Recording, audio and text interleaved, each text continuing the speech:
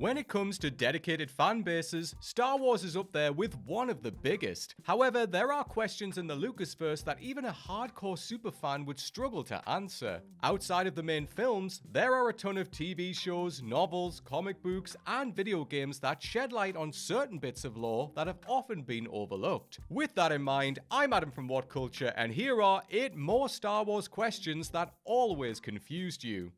Number 8. When did Darth Vader get a servant? Rogue One, a Star Wars story, might be the best self-contained Star Wars movie of all time. It was better than Solo, and that much is certain. As well as answering the major question of how the Rebel Alliance got hold of the Death Star plans, it also gave further insight into the life of the series' most popular baddie. Darth Vader turns up a few times throughout Rogue One, voiced by a James Earl Jones who was then in his mid-80s. In one scene, we get a look at Vader's fortress on Mustafar. You know, the place where he was dismembered by his former master. Weird place for a home, but hey-ho. As well as seeing him take a dip in his trusty Bacta tank, we're also introduced to his servant. But wait a second.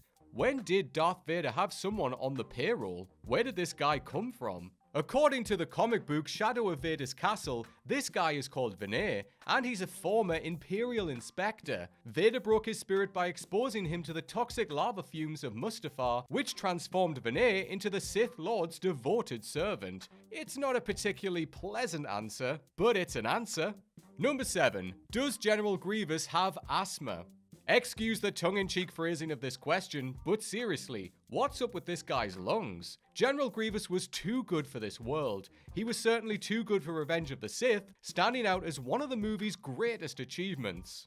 As a result of being awesome, the 4-armed cyborg has appeared in dozens of expanded universe materials since General Kenobi first greeted him with, "Hello there." And because Star Wars is full of villains with respiratory issues, Grievous can often be heard coughing after speaking. Is this a result of his robotic form? Does he genuinely have asthma? Nope. Turns out that this is Samuel L. Jackson's fault. The original Clone Wars TV show that ran between 2003 and 2005 features a scene where Mace Windu is chasing the General down. Before he can escape, Windu crushes Grievous's chest plate with the Force, which is what gives him breathing problems for the rest of his life. Bit unnecessary there, Mace. What did Grievous ever do to you? Oh yeah, all the people he killed. As you were, Master Jedi. Number 6. Who is Lobot? One of the great things about Star Wars is how much detail goes into seemingly insignificant characters. The main films are teeming with interesting looking characters in the background, which goes a long way towards making this universe feel authentic and lived in. But unfortunately, this means that we're often left annoyed at not knowing more about these eye-catching individuals. One of the best examples of a fascinating background character is Lobot, who we meet in The Empire Strikes Back. He's seemingly Lando Calrissian's second in command, helping his boss with the day-to-day running of Cloud City. You know, the guy with the 2 CD players stuck to the side of his head. Despite cutting a striking silhouette, Lobot gets no character development in the movie, which likely left you wondering what the hell his deal is. But that's where the expanded universe comes in. Lobot is in a butt ton of novels and comic books, which adds so much more context to his story. A former Imperial engineer, Lobot eventually joined up with Lando and became a smuggler. He eventually died during a job gone wrong, but the cybernetic implants on his head took over his body and have been running it ever since. So he's basically a walking USB drive. Number 5. Why is C-3PO's arm red? C-3PO has undergone plenty of appearance changes over the years. In The Phantom Menace, he was basically naked. In Attack of the Clones, he had his head grafted onto the top of a battle droid. Then, in Revenge of the Sith and the original trilogy, we see him sporting his trademark gold-plated look. Oh, and then there was the time he had a red arm, for some reason. When 3PO turns up in The Force Awakens, he remarks how Han Solo may not recognize him because of his different colored limb.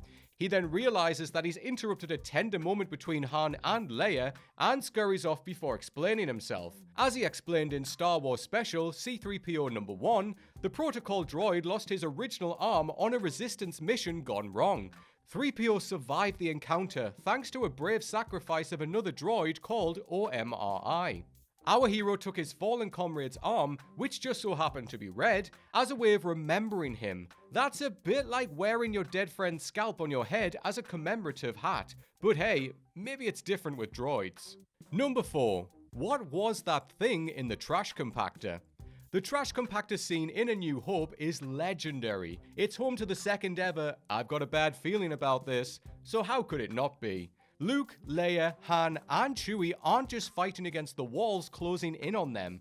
They also have to combat a strange tentacled creature lurking in the garbage water. This largely unseen monster momentarily drags Luke under before it is deterred by Han's blaster fire. We know that it likes smelly water and doesn't like being shot at, but what actually was living in the Death Star's trash room? Answer: a Dianoga. Dianoga are large, squid-like creatures that are often eaten as a delicacy in the Star Wars universe. Perhaps as a result of this, they like to hide in dark, dingy places away from other life forms. The monster was originally meant to play a much larger part in the movie, but George Lucas eventually reduced its screen time to a few minutes.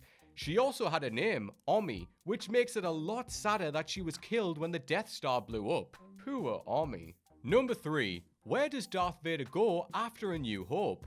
Sticking with A New Hope, one of the most triumphant moments in the movie is when Han Solo returns to the Millennium Falcon to blast Darth Vader's TIE fighter out of the sky, and give Luke a clear shot at the Death Star's weak spot. Not only is this a proper punch-the-air moment, but it also handily keeps Vader off the battle station when it explodes. This frees him up to appear in the sequel, but where did he go after he was sent sprawling into space?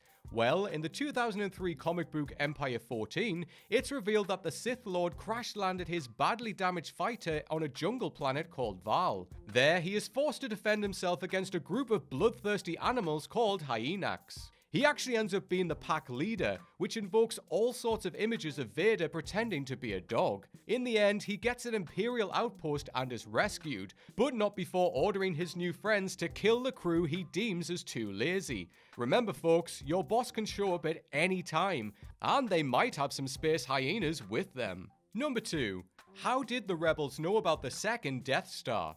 We all know how the Rebel Alliance discovered the weak spot on the first Death Star. We got a whole damn movie about it, for crying out loud. But what about Death Star 2 Electric Boogaloo? Where's the movie detailing the struggle of many Bothans and their courageous sacrifice? We demand justice. While that film may never come, we do know about this mission thanks to the final issue of the recent Hidden Empire comic book series.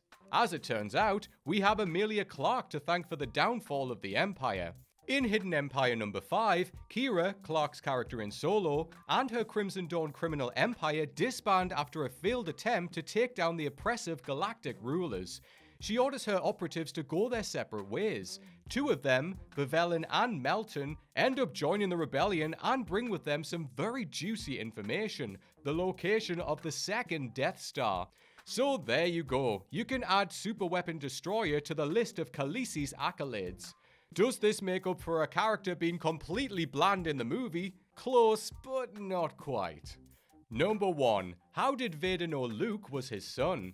It's one of the most famous scenes in cinema history. Luke, minus one hand, is clinging on for dear life while Vader monologues about ruling the galaxy. One, no, I am your father later, and the movies were never the same again. Famously, even George Lucas didn't know that Luke Skywalker was Darth Vader's son until late in the day. So how did the character himself learn the identity of his bouncing baby boy? At the end of Revenge of the Sith, Palpatine tells Vader that Padme is dead. He doesn't know that she gave birth before she snuffed it. So when did he discover that Luke and Leia had been born? In official Star Wars canon, none other than Boba Fett provides Vader with this information. The bounty hunter discovers Luke's surname after he destroyed the Death Star, allowing Vader to put 2 and 2 together. This would explain why he didn't know about Leia until Return of the Jedi, as she had a different surname. You would have thought that Obi-Wan and Yoda would have considered changing Luke's surname when he was a baby, although Luke Lars doesn't quite have the same ring to it. And there we have it folks, another list of Star Wars questions that you now have the answers to. But do let us know in the comments section if there are any other Star Wars questions that you still feel are left unanswered. And while you're there, please give us a like and hit that subscribe button. If you want to follow me on socials, I am at Strawn87 on Twitter and on Instagram. Come and say hello to me on there. Thank you for watching everyone. I hope you enjoy the rest of your day and may the Force be with you.